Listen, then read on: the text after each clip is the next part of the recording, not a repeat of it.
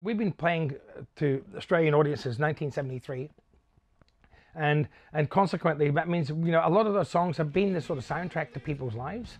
So there's an emotional connection between the band, the songs, and the audience. And I've seen truckers, sitting crying in their beers when we sing Flame Trees, like grown truckers in blue singlets, because the songs mean something to them about something in their lives. We share some history.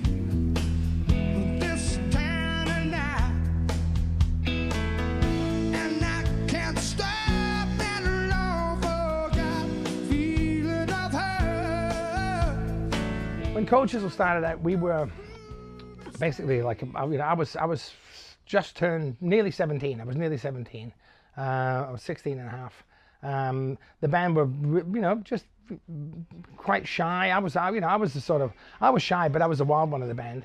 The rest of the boys, like Ian was a country boy, Les, the original bass player, was a Polish lad who he had the best gear and the biggest truck, so he got in the band. Don was literally studying to become a rocket scientist.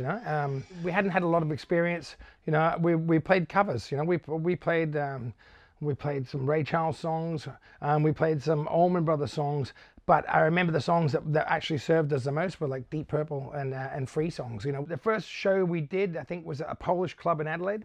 And I think we probably had about 6 or 7 songs, and we needed about 10 or 12. So we repeated the set twice, So just like a classic, it's like any kids band, we were exactly the same. We had our favorite song that we played really well, so we'd play it twice in the set anyway. And that went on for years.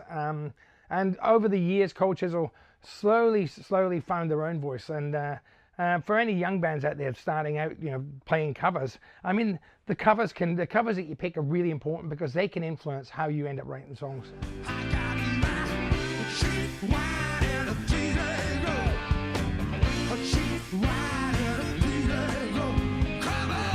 I mean, every time Cold Chisel do a gig, it's like the last stand because we are a very explosive band and we could implode at any moment. We could break up any minute. We do get on each other's nerves a lot. The way we play every night is like we play like it's the last show we're going to play. That's why Cold Chisel is such a good rock and roll band. That's why I love them so much.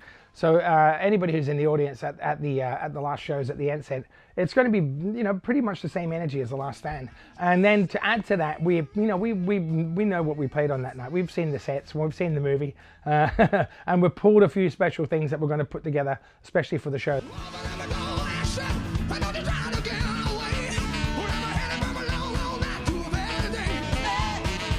I had this thing where I used to throw buckets of water on the audience and cool them down.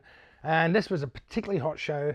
And I remember I thought, I've got this huge bucket of drinks backstage. I'll try and throw it on the audience and throw the water on the audience and cool them down.